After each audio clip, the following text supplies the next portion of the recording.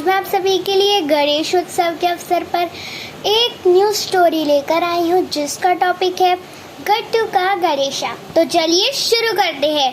गट्टू का गणेशा। गणेश चतुर्थी आने में सिर्फ एक ही दिन बाकी रह गया था और गट्टू चिंकी खुशी के मारे पागल हो जा रहे थे। वो लोग खुशी के मारे गाना गाए जा रहे थे। ओ माय फ्रेंड गणेशा, आते रहना हमेशा। ओ माय फ्रेंड गणेशा, जल्दी आओ गणेशा। गणपति बप्पा के स्वागत के लिए सारे बच्चे काफ़ी एक्साइटेड हो गए थे और वो सभी लोग बाजार से सामान लेने के लिए जाते हैं। मम्मी मोदक बनाने के लिए सारा राशन का सामान खरीद लेती हैं और फिर और भी सारा सामान लेकर वो लोग गणेश जी की मूर्ति खरीदने के लिए जाते हैं। लेकिन गट्टू चिंकी उन मूर्तियों को देखकर मम्मी पापा से लेने के लिए मना कर देते हैं। नहीं मम्मी पापा, हम प्लास्टर ऑफ पेरिस की मूर्ति नहीं लेंगे, उससे जल प्रदूषण होता है। हाँ, हम गणपति जी का विसर्जित करके घर चले आते हैं, लेकिन वो पानी फिर मूर्ति को बाहर फेंक देता है और अनजाने में वो मूर्ति लोगों के पैरों तले कुचली जाती है, टूटती है, फूटती है, उसकी मानहानि होती है और हम हमारे गणेशा की मानहानि कभी बर्दाश्त नहीं करेंगे। सुनिए अंकल, आपके पास इको फ्रेंडली गणेशा है क्या? वो क्या होता है? अरे वो मिट्टी से बनी हुई गणेश जी की मूर्ति होती है। नहीं, हमारे पास वो नहीं होते। अगर आपको चाहिए तो आपको यही लेना पड़ेगा। It's okay uncle. पता है मम्मी पापा, कल हमारे स्कूल में एक वर्कशॉप हुई थी जिसमें हमें मिट्टी से गणेशा बनाना सिखाया था और हम हमारा गणेशा अपने हाथों से बनाएंगे।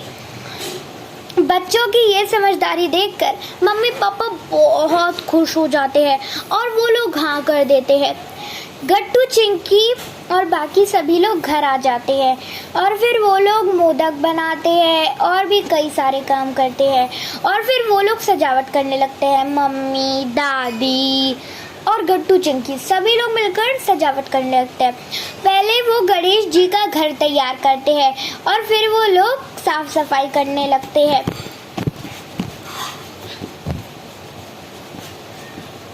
गट्टू चिंकी, तुम लोग जाओ और जाकर गणेश जी की मूर्ति बना लाओ।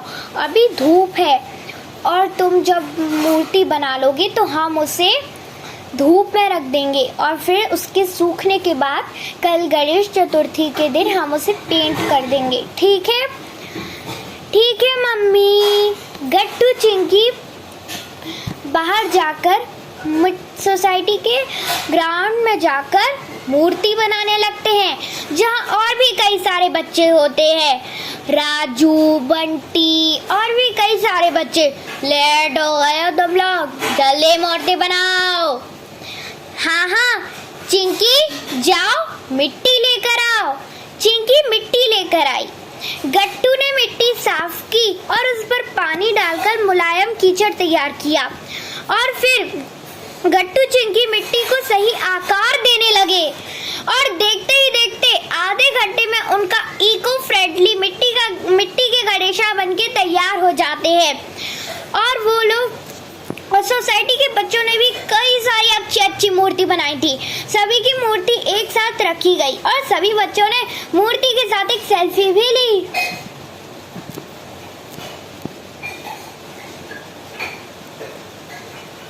चिंकी मूर्ति को देखकर कहती है, अरे वाह गट्टू चिंकी, तुम लोगों ने तो बहुत ही अच्छी मूर्ति बनाई है।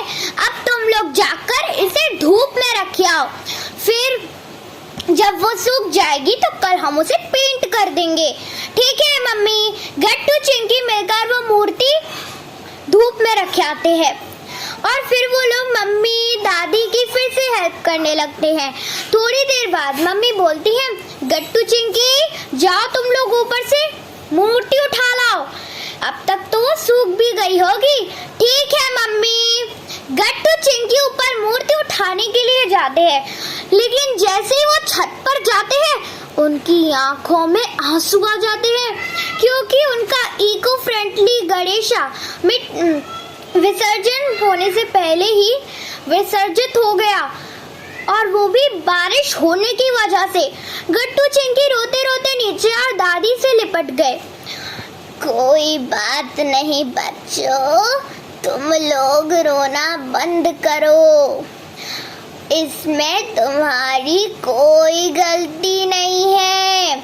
हमें तो पता ही नहीं चला कि बाहर बारिश कब हो गई। सारे पर्दों से खिड़की ढकी हुई थी और हमें इसीलिए पता नहीं चल पाया। डोंट वरी बच्चों, तुम लोग रोना बंद करो, हम दूसरी मूर्ति बना लेंगे। ये इम्पॉसिबल है मम्मी, शाम हो चुकी है, धूप भी नहीं है। अगर मूर्ति बनाई भी तो सुबह होने से तो वो नहीं सूख पाएगी, फिर हम उसे पेंट कब करेंगे? ओफो, तो फिर अब क्या कोई रास्ता नहीं है? ऐसे कैसे कोई रास्ता नहीं है? गणेश जी तो बुद्धि के ही देवता हैं। बुद्धि जागृत हो तो हजारों रास्ते निकल आते हैं। गट्टू चिंकी, मैं तुम लोगों को एक कहानी सुनाती हूँ। वाह, कहानी! कहानी का नाम सुनते ही गट्टू चिंकी का रोना थोड़ा बंद हुआ। चलो अब मैं तुम्हें कहानी सुनाना शुरू करूं? हाँ दादी, सुनाइए। महर्षि व्यास एक बार महाभारत की कहानी लिख रहे थे और वो काम लेकर गणेश जी के पास आए। गणेश जी ने ये बात को स्वीकार कर लिया कि वो कहानी लिख लेंगे, लेकिन महर्षि व्यास ने एक शर्त रख दी कि अगर कहानी लिखते में कोई भी रुकावट आई तो उनका फ्लो टूट सकता है। गणेश जी ने इस बात को भी मान लिया और व्यास जी बोलते गए और गणेश जी लिखते गए।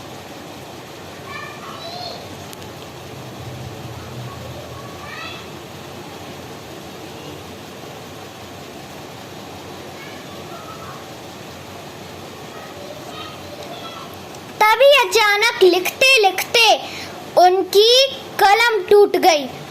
Oh my God! फिर क्या उलझन की घड़ी थी। गणेश जी अब करते भी क्या? अगर वो व्यास जी को रोकते तो उनका फ्लो टूट जाता। फिर उनका जो हाथी का मुख था उसमें से उसे तोड़कर उन्होंने स्याही में डुबोकर उससे लिखना शुरू किया।